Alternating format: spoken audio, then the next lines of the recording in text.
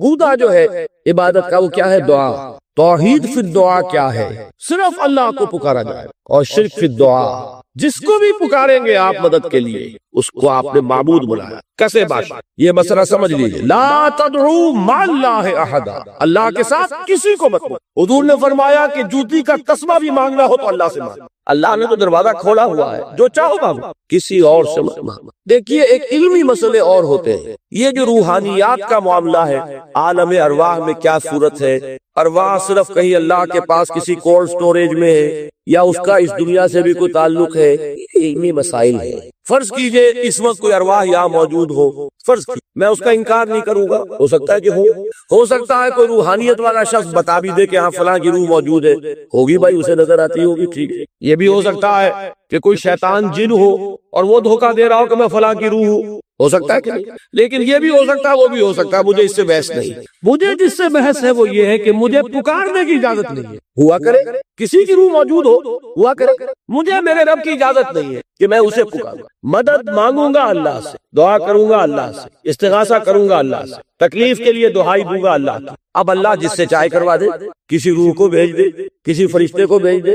مجھے کیا ہے، مجھے آم کھانے ہیں، پیڑ نہیں گننے. فلاں روح نے آگے کام کر دیا، کرے بھائی، میرا کام بننا چاہیے. اور فرشتہ آ گیا، اس نے کام بنا دیا، کرے، مجھے کیا غرض ہے اس سے، میرا کام بننا چاہیے. میرا مسئلہ یہ ہے کہ مجھے پکارنا ہے صرف اللہ. اللہ کو اس کی بھی قدرت ہے کسی کو نہ بھیجے، نہ کسی روح کو بھیجے، نہ ملائکہ کو بھیجے، بغیر کسی کے جو چاہے کر دے. اللہ کا مرضی ہے، وہ چاہے کسی روح کو بھیج دے، کسی فرشتے کو بھیج دے.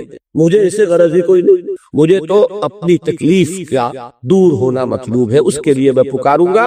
سمجھ رہے؟ دیکھیے میں سادہ ترین کر رہا ہوں مسئلہ. عبد القادر جیلانی کی روح یہاں ہے یا نہیں، حضور کی روح انور یہاں ہے یا نہیں، یہ تو علمی مسئلہ ہو گیا نا. یہ فرشتے یہاں ہے کہ نہیں، کوئی اختلاف ہے. میں پکار سکتا ہوں اسے کہ بھائی ذرا میرا کام کر دینا. یہ کروں گا تو شرک. موجود ہے کرامن کاتبین ہے کہ نہیں، موجود ہونا نہ ہونا یہ مسئلہ علمی. جو اصل میں شرک سے متعلق مسئلہ ہے تو یہ ہے کہ پکارنے کی اجازت نہیں. دیکھیے حضور کی ایک حدیث ہے اور یہ ایک ہمارے لیے خوشخبری ہے. آج 8واں دن ہے آپ اپنی نیند کی قربانی دے رہے ہیں، آ رہے ہیں، سن رہے ہیں. یہ حدیث بھی سن لیجئے، بشارت والی حدیث ہے. مجتمع قوم فی بیت من بیوت اللہ، نہیں جمع ہوتے کچھ لوگ اللہ کے گھروں میں سے کسی گھر میں. اس کا مصداق اول تو مسجد ہوگی، لیکن تقریباً تمام محدثین نے مانا ہے کہ صرف مسجد تک محدود نہیں ہے، سب گھر اللہ کے. یہ جگہ کس کی ہے؟ تو عام ہے یہ چیز، لیکن مسجد کا ہوگا تو وہ مصداق اول ہو جائے گا. مجتمع قوم فی بیت من بیوت اللہ یتلون کتاب اللہ ویتدارسونہ بینہم. کام کیا کر رہے ہو کہ اللہ کی کتاب پڑھ رہے ہو، وہ سمجھ رہے ہو، سمجھا رہے ہو. تو کیا ہوتا ہے، الا نزلت علیہم السکینہ، ان پر اللہ کی طرف سے سکینت کا نزول ہوتا ہے. وغشیتہم الرحمہ، رحمت خداوندی انہیں ڈھانپ لیتی. وحفتہم الملائکہ، فرشتے ان کے گرد گھیرا ڈال لیتے. وذکرہم اللہ فی من عندہ، اور اللہ ذکر کرتا ہے ان کا ملائکہ مقربین کی محفل میں. دیکھو تم کہتے تھے یہ انسان بڑا گھٹیا ہے، میرے وہ بندے اس وقت میرے گھر میں جمع ہے صرف میرے کلام کو سمجھنے کے. اللہ فقط کرتا ہے ذکر کا جو ہے در حقیقت، جس میں آپ اپنے کسی ارادے سے، اپنے کسی پلاننگ کے تحت، اپنے خود پیش کسی نقشہ کار کے طریقے سے کوئی کام. جو کیا زندگی بس یہی ہے؟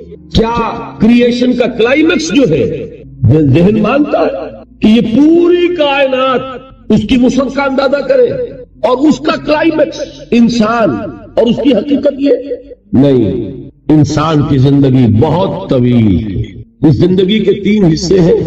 آپ حیران ہوں گے، ذرا غور سے آج توجہ سے بات سنیے. 2 تو سب نے سنے ہیں، میں 3 کہہ رہا ہوں. ہماری کریشن کب ہوئی تھی؟ ازل میں، جب روحوں کی شکل میں ہمیں پیدا کر دیا گیا تھا، جن سے اللہ تعالیٰ کا وہ مکالمہ ہوا تھا، الستو بربکم قالوا بلا. میں بھی تھا، آپ بھی تھے. ہر شخص نے اللہ سے معاہدہ کیا تھا، الستو بربکم قالوا بلا. کیوں نہیں؟ شہیدنا، ہم گواہ ہیں، اے اللہ تو ہی ہمارا رب ہے، ہمارا مالک ہے. یہ معاہدہ کیا تھا کہ نہیں؟ ہم سب تھے. فرق کیا ہے؟ صرف ہماری ارواح تھی، یہ اجساد نہیں تھی، جسم نہیں تھے، ارواح تھی. تو کریشن تو اس وقت سے ہے. ایک زندگی ہماری وہ ہے جو ہم بتا آئے. ایک زندگی یہ ہے کہ ایک جسم کے ساتھ، وہ جسم جو زمین سے بن رہا ہے، پیدا ہو رہا ہے، زمین کی غذا سے پل رہا ہے، اس کے ساتھ اس روح کو شامل کر دیا گیا. یہ ہماری حیات دنیاوی ہے. اس کے بعد وقت آئے گا جسم واپس چلا جائے گا جہاں سے آیا تھا. منہا خلقناکم وفیہا نعیدکم ومنہا نخرجکم تارۃ اخری. اسی میں سے ہم نے تمہیں بنایا تھا، اسی میں لے جائیں گے، اسی میں سے پھر قیامت میں اٹھا کھڑا کریں گے. لیکن کیا روح بھی دفن ہو جاتی ہے؟ نہیں. تمہاری اصل حقیقت وہ اس وقت لوٹتی ہے وہاں جہاں سے وہ آئی تھی. یہ مفہوم ہے انا للہ و انا الیہ راجعون. ہماری ارواح وہاں سے آئی تھی وہی لوٹ جائیں گی. ہمارا جسم زمین سے آیا تھا زمین میں لوٹ جائے گا. یہ زمینی شے ہے، وہیں سے آئی تھی وہیں دفن ہو جائے گا. دفن ہو، جلا دی جائے، جو بھی ہو وہی جائے گا. چیلے کھا جائیں گے پارسی کی لاش کو تو چیلے بھی تو پھر مٹی بن کر مٹی میں مل جائے. بہرحال یہیں سے تم آئے یہیں جاؤ گے. لیکن ہم در حقیقت جس شے سے عبارت ہے وہ ہمارا جسم نہیں ہے. سورۃ الکوثر، اس پس منظر میں محمد الرسول اللہ کا ظہور ہو رہا ہے. یہ تین صورتیں جو ہیں اس نے پس منظر رکھا. ایک نے تاریخی، ایک نے ان کا معاشی اور اقتصادی، ایک نے ان کی اخلاقی اور مذہبی حیثیت. سورۃ الفیل وہ تاریخی واقعہ جو ہے، ظاہر بات ہے بہت بڑا واقعہ، اس کا بڑا چرچا ہوا ہوگا حضور کی بعثت کے ساتھ متعلق. لیکن دوسری طرف بیت اللہ اور اس کی وجہ سے قریش کو اس کے متولی ہونے کی وجہ سے جو امن حاصل تھا اور جو انہیں اللہ کی طرف سے روزی پہنچ رہی تھی. تیسرے ان کی اخلاقی پستی جس حد کو پہنچ گئی تھی. اس میں جب ظہور ہو رہا ہے محمد رسول اللہ کی نبوت کا، یہ سورۃ الکوثر. بسم اللہ الرحمن الرحیم. انا اعطیناک الکوثر فصل لربک وانحر ان شانئک هو الابتر. اے نبی، ہم نے آپ کو خیر کثیر عطا کیا. اس خیر کثیر میں یوں تو یہ کہ حوض کوثر وہ بھی اسی میں شامل ہے، لیکن یہ کہ اس پر آپ کو 25-30 قول مل جائیں گے. قرآن سب سے بڑا خیر کثیر ہے، بہت بڑا خیر کثیر. حکمت، ومن یؤت الحکمت فقد اوتی خیرا کثیرا.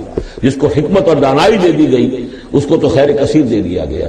تو ہم نے آپ کو وہ سب کچھ عطا کر دیا ہے اور محتاج کے ساتھ عطا کر دیا ہے جو انسان کی انسانیت کے لیے، اس کے لیے یوں سمجھیے کہ ترہ امتیاز بن سکتا ہے. فصل لربک وانحر، پس اپنے رب کے لیے نماز پڑھا کیجئے اور نحر کیجئے، اونٹ قربان کیا کیجئے. یہ گویا کہ عید الاضحیٰ کا نقشہ آ گیا. فصل لربک، پہلے ہم نماز پڑھتے ہیں دوگانا عید الاضحیٰ، اور پھر جا کر ہم قربانی کرتے ہیں. وانحر ان شانئک هو الابتر، یقیناً آپ کا دشمن ہی ہے کہ جو دم کٹا ہو جائے گا.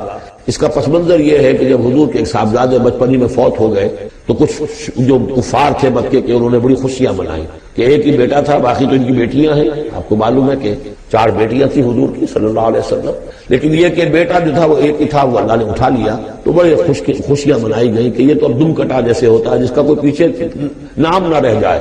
بیٹیوں سے تو نام چلتا نہیں، نام تو چلتا بیٹوں سے، تو اب ان کا تو کوئی تذکرہ ہی نہیں رہے گا. کوئی بات نہیں، جب تک یہ ہے آگے کوئی نام لینے والا نہیں. تو فرمایا کہ نہیں، ان کو تو کروڑوں بیٹے اللہ عطا کرے گا، کروڑوں اربوں بیٹے عطا کرے گا. ہاں اے نبی، آپ کا دشمن ضرور ہے کہ جس کا نام لے. ربکم جب ہم نے کہا تھا، اس کے بعد ہمیں یہاں بھیجا گیا اس جسم کے ساتھ، اور وہ روح واپس جائے گی. انا للہ و انا الیہ راجعون. اب اس کو آپ نے سمجھا، انسانی زندگی کا یہ تصور ہے جسے ہم تسلیم کرتے ہیں. بدقسمتی جیسا کہ میں نے عرض کیا، پہلے حصے کو اکثر و بیشتر کوئی جانتا نہیں، ذکر کرتا ہی نہیں. 2 حصوں کو تو مسلمان نہ مانے گا تو مسلمان ہی نہیں. حیات دنیاوی، حیات اخروی، یہ 2 تو ماننے پڑیں گے ورنہ تو مسلمان ہی نہیں بنتا.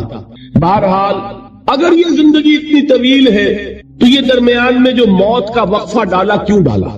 موت ایک زندگی کا وقفہ ہے، یعنی آگے بڑھیں گے دم لے کر. کیوں ڈالا؟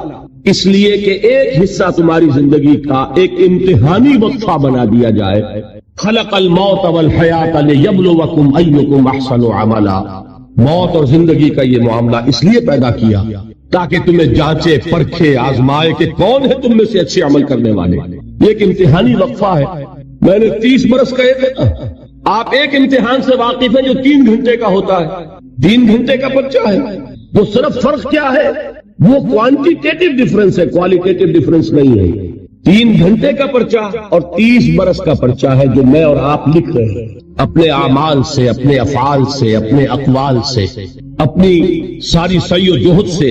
30 برس کا ایک پرچہ ہے جو ہم دے رہے ہیں. یہ جو خلق الموت والحیات لیبلوکم ایکم احسن عملا اور حیات انسانی کا یہ طول، علامہ اقبال کے 2 اشعار ہیں نہایت قیمتی ہیں. آب زر کسی شے کا نام نہیں اقبال کے ان اشعار کے لیے. جو اس سے کہیں قیمتی شے ہو اس سے وہ لکھے جانے کے قابل ہے. کیا فرماتے ہیں؟ تو اسے پیمانہ امروز و فردا سے نہ ناپ، جاویداں پہ ہم دواں ہر دم جواں ہے زندگی.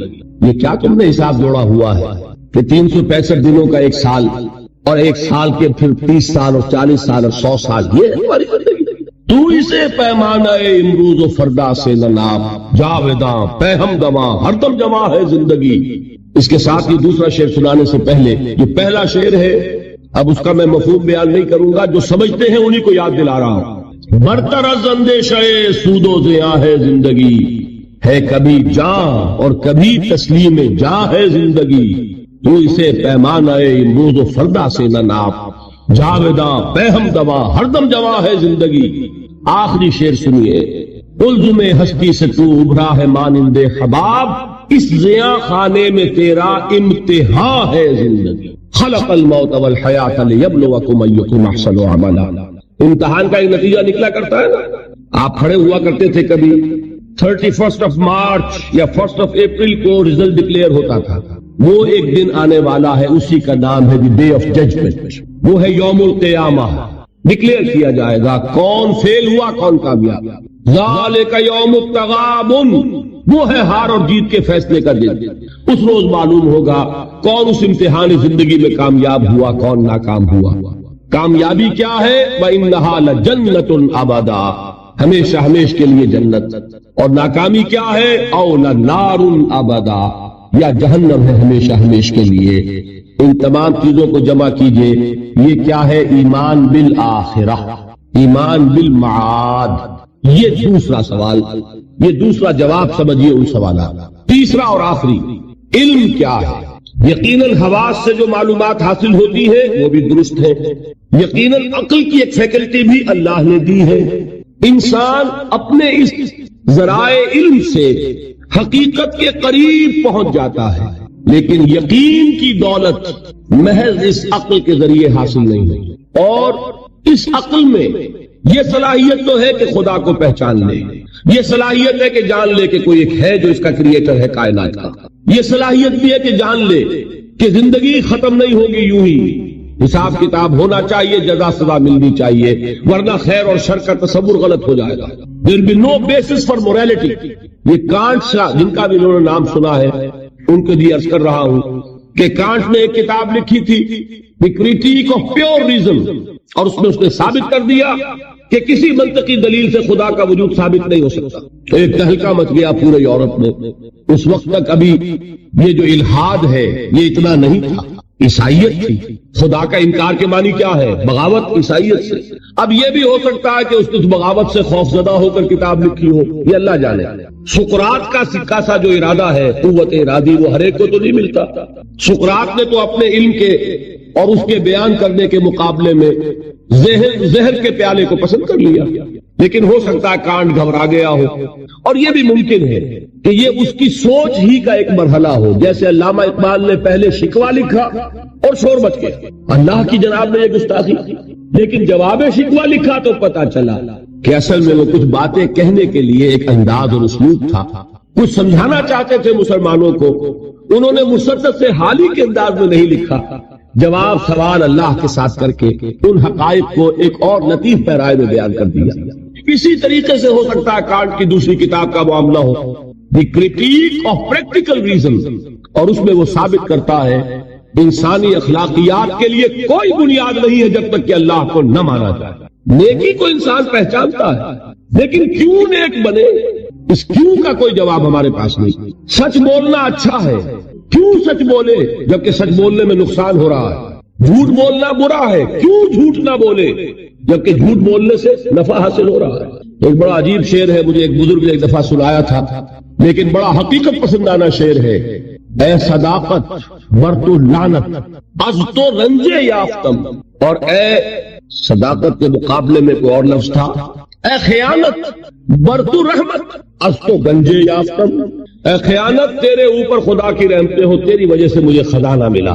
اور اے صداقت تجھ پر لعنت ہو، تیری وجہ سے دوست بھی ناراض ہو گئے. سچ بولیے دوست راضی رہے گا؟ کوئی شخص سچ سن کر راضی نہیں رہتا. لوگوں کو راضی، دوستوں کو راضی رکھنے کے لیے جھوٹ بولنا پڑتا ہے. تو اے صداقت یا اے دیانت کہہ لیجئے، اے دیانت بر تو لعنت، از تو رنجے یافتم، رنج ملا مجھے اور تو کچھ نہیں ملا. لوگ ناراض ہو گئے، غصہ ہو گئے. اور اے خیانت بر تو رحمت، از تو گنجے یافتم، گنج ملا، خزانہ ملا. تو دنیا کی کیفیت تو یہ، پھر کیوں کوئی شخص سچ بولے، کیوں کوئی شخص جھوٹ نہ بولے، کیوں دیانت برتے، کیوں خیانت نہ کرے؟ اس کے لیے لاکھ آپ کوششیں کر لیں، پولیس کھڑی کر دیں، چوکیاں بنا دیں، جس کا داؤ چل جائے گا وہ خیانت کر ہی کرے گا. اس کو روکنے والی ایک شے ہے اللہ پر ایمان. یہ میں بات کس کی بیان کر رہا ہوں؟ کانٹ کی. بغیر خدا کو مانے ہوئے اخلاق کے لیے کوئی بنیاد. تو یہ ہے وہ چیز جو میں آپ کو بتا رہا ہوں کہ علم انسان کا، اس کے حواس سے جو حاصل ہوتا ہے علم، سائنٹیفک علم وہی ہے. قرآن نے کبھی اس کی نفی نہیں کی. قرآن تو کہتا دیکھو، کھول آنکھ، فلک دیکھ، فضا دیکھ، کھول آنکھ، زمین دیکھ، فلک دیکھ، فضا دیکھ، اور مشرق سے ابھرتے ہوئے سورج کو ذرا دیکھ. افلا ينظرون الى الابل كيف خلقت والى السماء كيف رفعت والى الجبال كيف نصبت والى الارض كيف سطحت. قرآن نے دعوت دی ہے. یہ علم بھی صحیح ہے، حقیقی ہے. پھر تعقل، تفکر، افلا تعقلون، افلا تتفکرون، افلا یعقلون، یہ سارا قرآن نے کہا. ان دونوں کو اپروو کرتے ہوئے، تسلیم کرتے ہوئے قرآن کہتا ہے اس کی لمٹ ہے. یہ علم تمہیں حقیقت کے دروازے تک تو پہنچا دے گا، اندر داخل نہیں کرے گا. بڑے پیارے الفاظ اقبال کے، گزر جا عقل سے آگے کہ یہ نور چراغ راہ ہے منزل نہیں. اور کیا کبھی عقل گو آشنا سے دور نہیں، اس کی قسمت میں پر حضور نہیں ہے. قریب لیکن حضور نہیں ہوگا. انسان کو حقیقت کے حضور میں حاضری اور علم الیقین کا حصول صرف وحی کے ذریعے سے ممکن ہے. اللہ نے اپنی رحمت کا اظہار فرمایا ہے.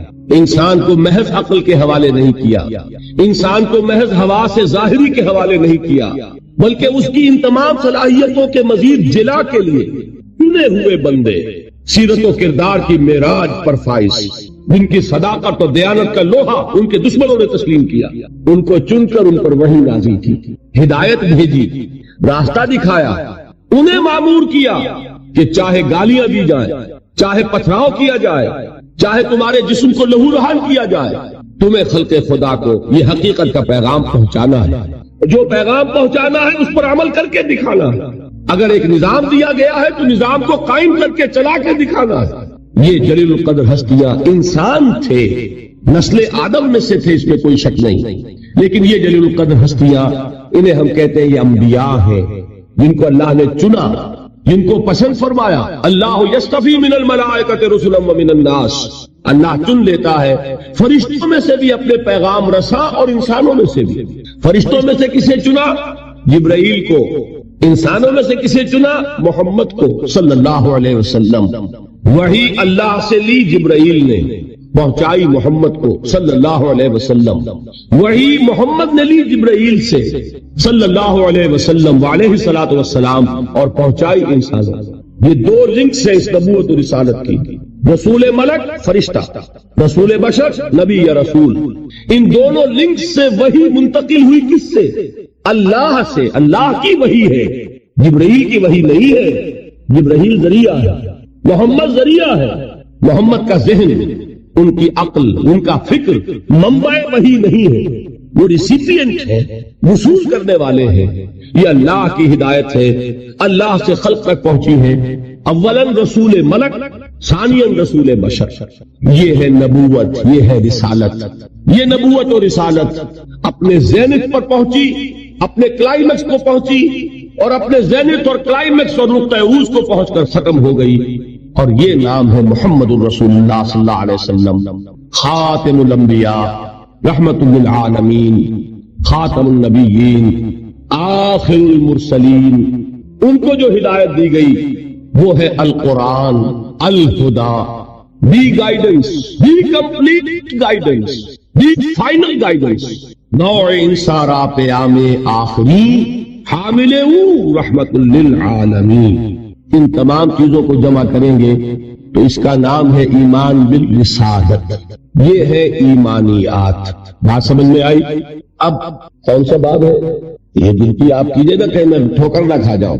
5واں باب غالباً. دیکھیے پہلا کیا تھا؟ ایمان کے لفظ ایمانی. کچھ یاد ہے کہ نہیں؟ ایمان کے اصطلاحی معنی. نمبر 3 ایمان کا سبجیکٹ میٹر یا موضوع. نمبر 4 ایمانیات کی تفصیل. اور ان کو ہم نے گروپ کیا 3 ایمانیات میں. ایمانیات ثلاثہ، توحید یا ایمان باللہ، معاد یا ایمان بالآخرہ، اور ایمان بالرسالہ. تو 5واں باب ہے ان ایمانیات ثلاثہ کی ریلیٹو امپورٹنس، ایک دوسرے کے نسبت سے اہمیت کیا ہے. بات یہ جان لیجئے یہ تینوں ایمان ایک ایک اعتبار سے اہم ترین ہے اپنی جگہ پر.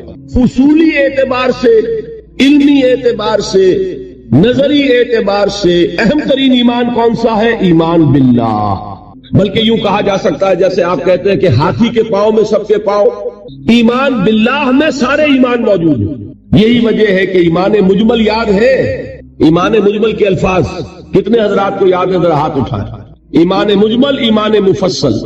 بڑی مایوس کن صورت ہے جہاں سے کہ ہماری تعلیم کا آغاز ہوا کرتا تھا.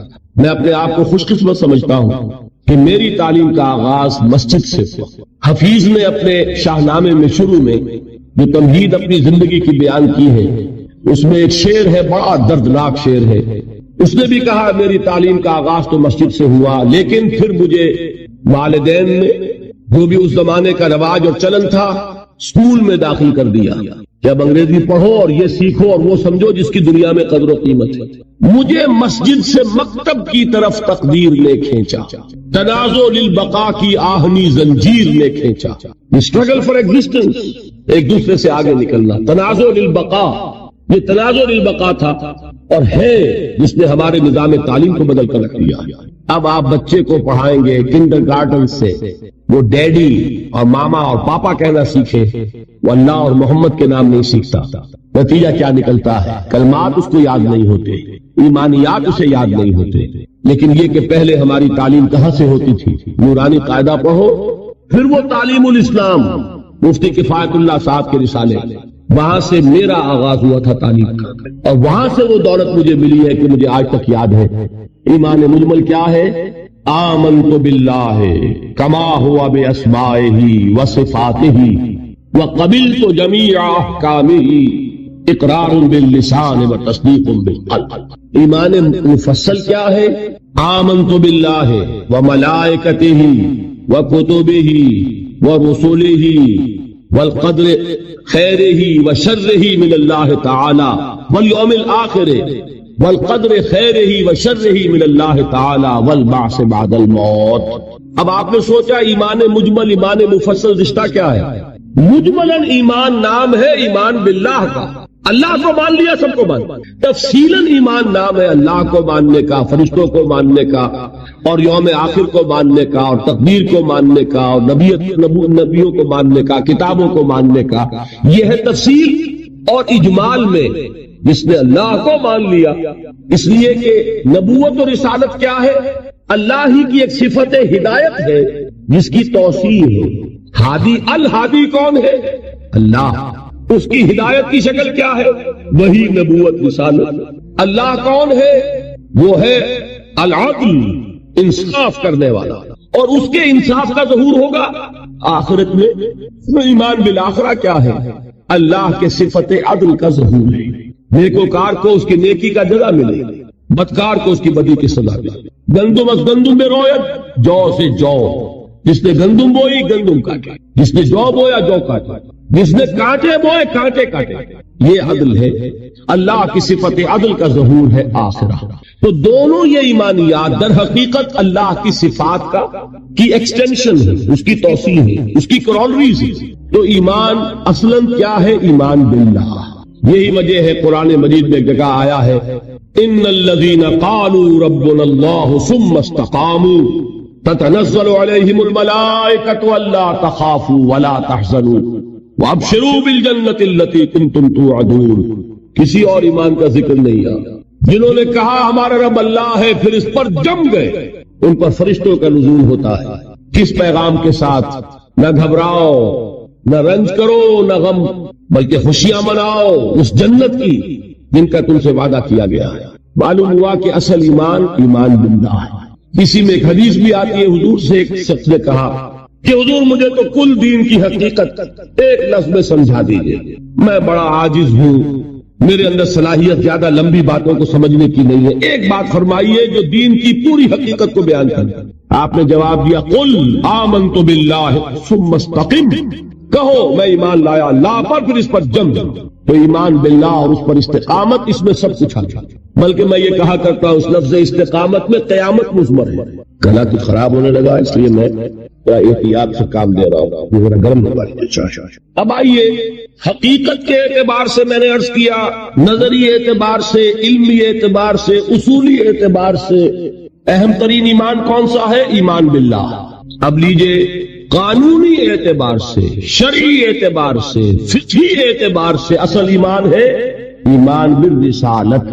کوئی شخص کتنا ہی اللہ کو مانے، کوئی کتنا ہی موحد ہو، کوئی کتنا ہی متوکل ہو، کوئی کتنا ہی معرفت رکھتا ہو، کوئی کتنے ہی مراقبے کرتا ہو، اس کو مراقبوں میں کتنی ہی روشنی نظر آ جائے، مومن نہیں ہوگا جب تک کہ محمد کو نہ مانے صلی اللہ علیہ وسلم. یہ ہے قانون، یہ ہے مسلم اور غیر مسلم کا فرق. کون مسلمان ہے کون نہیں، اس کا سارا دار و مدار جو ہے وہ ایمان بالرسالت پر ہے، اور ایمان بالرسالت کے ساتھ ختم نبوت و رسالت پر. حضور نے فرمایا صلی اللہ علیہ وسلم کہ قبر جو ہے کسی انسان کی وہ یا جہنم کے گڑھوں میں سے گڑھا ہے اور یا جنت کے باغیچوں میں سے ایک باغیچہ ہے. اب اس کی حقیقت کو ہم نہیں جان سکتے، لیکن نوٹ کر لیجیے اچھی طرح، پکے اصول کے طور پر گرا باندھ لیجیے. عالم برزخ اور عالم آخرہ کی کسی بات میں جو کچھ بتا دیا گیا اس سے آگے کھوج پرید مت کرے، اس لیے کہ یہ آیات متشابہات ہیں، ان کی اصل تعویل ہم نہیں جان سکتے. یہ عذاب روح کو ہوتا ہے یا جان کو ہوتا ہے یا کس کو ہوتا ہے، جسم کو ہوتا ہے، ہمیں نہیں معلوم. یہ ہمارے اس غیب کے پردے سے ماورا باتیں ہیں، اور ہم تو یؤمنون بالغیب میں سے ہیں. وہ لوگ ہیں کہ جو غیب کی باتیں جن کی خبریں دی ہیں اللہ نے، اس کے رسول نے، اس کو مانتے ہیں. لیکن ان میں جو ہے اجمال کے اوپر ہی اکتفا کرنی چاہیے. ہمارے یہاں بڑے بڑے جھگڑے، یہ قبر والا سنتا ہے کہ نہیں سنتا. اب اس کے لیے دلیلیں، جو ایک طرف وہ لوگ ہیں جو انکار کرتے ہیں کہ قبر کے اندر مردہ کچھ نہیں سنتا، ان کو کافر قرار دیتے ہیں. دیوبند کے مسلک کے لوگوں کے اندر بھی یہ ایک دوسرے کے لیے کفر کے فتوے موجود ہیں کہ جو نہیں مانتا سماع موتا کو وہ کافر ہے، دوسرے کہتے ہیں جو مانتا ہے سماع موتا کو وہ کافر ہے، مردہ کچھ نہیں سنتا. اب احادیث میں آتا ہے، احادیث میں تو یہ آتا ہے کہ جب دفن کر کے جاتے ہیں لوگ مردے کو تو وہ مردہ ان کے قدموں کی چاپ سنتا ہے کہ جا رہے ہیں واپس. اسی طریقے سے بہت سی احادیث موجود ہیں. حضور کا تو خاص کشف کہ آپ نے دیکھا کہ مردوں کو اس وقت عذاب ہو رہا ہے یا کہ مردوں کو معاملہ یہ ہو رہا ہے. تو یہ ساری چیزیں ہیں، لیکن اس میں جو حل ہے وہ یہ ہے، جو چیز اجمالاً بتا دی گئی ہمیں، چاہے وہ عالم برزخ کی ہو، عالم برزخ بھی ہماری نگاہوں سے پوشیدہ ہے، ہمارے حواس خمسہ سے باہر ہے، اور عالم آخرہ بھی ہمارے حواس خمسہ کی جو بھی رسائی ہے اس سے باہر ہے. اس میں بس جو بات آ جائے وہ مانیے، اس کی تفصیل میں ہرگز نہ جائے. تو معلوم ہوا کہ جب حضور نے فرمایا کہ جنت جو ہے، جو قبر جو ہے وہ یا تو جنت کے باغیچوں میں سے ایک باغیچہ ہے یا دوزخ کے گڑھوں میں سے گڑھا ہے. کہیں ایسے بھی کہہ دیا گیا کہ قبر میں جب مردہ جو ہے داخل ہو جاتا ہے تو یا تو ایک کھڑکی کھول دی جاتی ہے جنت کی طرف جس سے جنت کی ہوائیں اور خوشبوئیں اسے آتی رہتی ہیں، روح و ریحان، اس سے وہ فائدہ مند ہو رہا ہے. ابھی حساب کتاب تو ہوگا، یوم القیامت کو ہوگا جب اٹھائے جائیں گے. اور یا پھر جہنم کی کھڑکی کھول دی جاتی ہے، اس سے وہ لپٹ، اس سے گرمی، یہ وہاں سے جھونکے آئے. تو ہم صرف اتنا ہی مانیں. اب یہ روح کو ہے یا جسم کو ہے، یہ عالم برزخ میں قبر پر ہے یا کہیں عالم ارواح کے اندر، واللہ اعلم. یہ ساری باتیں تو تبھی کھلیں گی جب ہم وہاں جائیں گے، تب حقیقت منکشف ہوگی. اس سے پہلے یؤمنون بالغیب ھدی للمتقین الذین یؤمنون بالغیب ویقیمون الصلاۃ ومما رزقناہم ينفقون. قرآن مجید کی ہدایت سے عبادت کی ایک روح بتائی حضور نے، لب لباب کہیے اس کا، وہ کیا ہے؟ دعا. الدعاء مخ العبادت، الدعاء هو العبادت. حضور کی یہ دو احادیث بہت سادہ، بہت مختصر. دعا ہی عبادت کا جوہر ہے. مخ کہتے ہیں ہڈی کے اندر جو گودا ہوتا ہے وہ مخ ہے. گودا جو ہے عبادت کا وہ کیا ہے؟ دعا. توحید فی الدعا کیا ہے؟ صرف اللہ کو پکارا جائے. اور شرک فی الدعا، جس کو بھی پکاریں گے آپ مدد کے لیے اس کو آپ نے معبود بنایا ہے. کیسے باشا؟ یہ مسئلہ سمجھ لیجیے. لا تدعو مع اللہ احد، اللہ کے ساتھ کسی کو مت مانگو. حضور نے فرمایا کہ جوتی کا تسمہ بھی مانگنا ہو تو اللہ سے مانگو. اللہ نے تو دروازہ کھولا ہوا ہے، جو چاہو مانگو، کسی اور سے مت مانگو. دیکھیے ایک علمی مسئلے اور ہوتے ہیں. یہ جو روحانیات کا معاملہ ہے، عالم ارواح میں کیا صورت ہے، ارواح صرف کہیں اللہ کے پاس کسی کولڈ سٹوریج میں ہے یا اس کا اس دنیا سے بھی کوئی تعلق ہے، یہ علمی مسائل ہے. فرض کیجئے اس وقت کوئی ارواح یہاں موجود ہو، فرض کیجئے، میں اس کا انکار نہیں کروں گا، ہو سکتا ہے کہ ہو سکتا ہے کوئی روحانیت والا شخص بتا بھی دے کہ یہاں فلاں کی روح موجود ہے، ہوگی بھائی، اسے نظر آتی ہوگی، ٹھیک ہے. یہ بھی ہو سکتا ہے کہ کوئی شیطان جن ہو اور وہ دھوکہ دے رہا ہو کہ میں فلاں کی روح ہوں، ہو سکتا ہے کہ نہیں. لیکن یہ بھی ہو سکتا ہے، وہ بھی ہو سکتا ہے. مجھے اس سے بحث نہیں. مجھے جس سے بحث ہے وہ یہ ہے کہ مجھے پکارنے کی اجازت نہیں.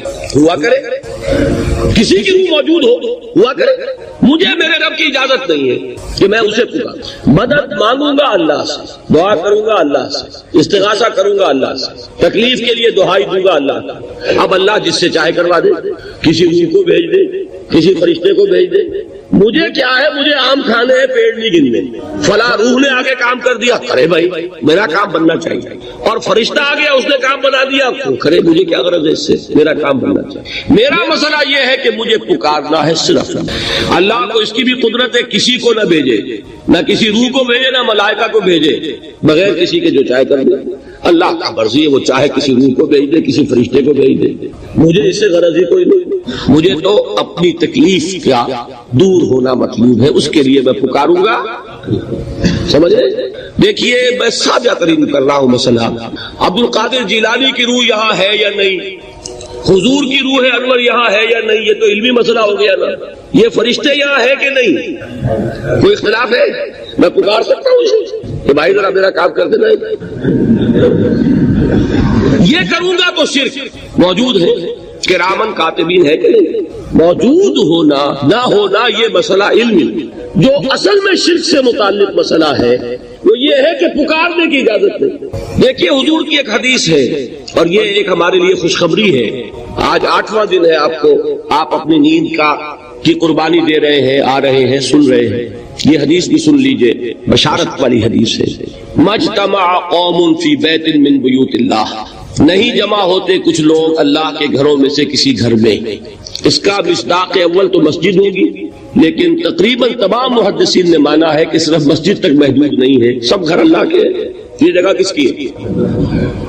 تو عام ہے یہ چیز، لیکن مسجد کا ہوگا تو مصداق اول ہو جائے گا. مجتمع قوم فی بیت من بیوت اللہ یتلون کتاب اللہ ویتدارسونہ بینہم. کام کیا کر رہے ہو کہ اللہ کی کتاب پڑھ رہے ہو، وہ سمجھ رہے ہو، سمجھا رہے ہیں. تو کیا ہوتا ہے؟ الا نزلت علیہم السکینہ، ان پر اللہ کی طرف سے سکینت کا نزول ہوتا ہے. وغشیتہم الرحمہ، رحمت خداوندی انہیں ڈھانپ لیتی ہے. وحفتہم الملائکہ، فرشتے ان کے گرد گھیرا ڈال لیتے. وذکرہم اللہ فی من عندہ، اور اللہ ذکر کرتا ہے ان کا ملائکہ مقربین کی محفل میں. دیکھو تم کہتے تھے یہ انسان بڑا گھٹیا ہے، میرے وہ بندے اس وقت میرے گھر میں جمع ہے صرف میرے کلام کو سمجھنے کے لیے. اللہ فقط میں ہر پکارنے والے کی پکار، ہر دعا کرنے والے کی دعا کو سنتا ہوں، قبول کرتا ہوں، جواب دیتا ہوں جہاں کہیں بھی مجھے اذا دعا. اس میں در حقیقت وہ مفہوم آ گیا ہے where and then where ever.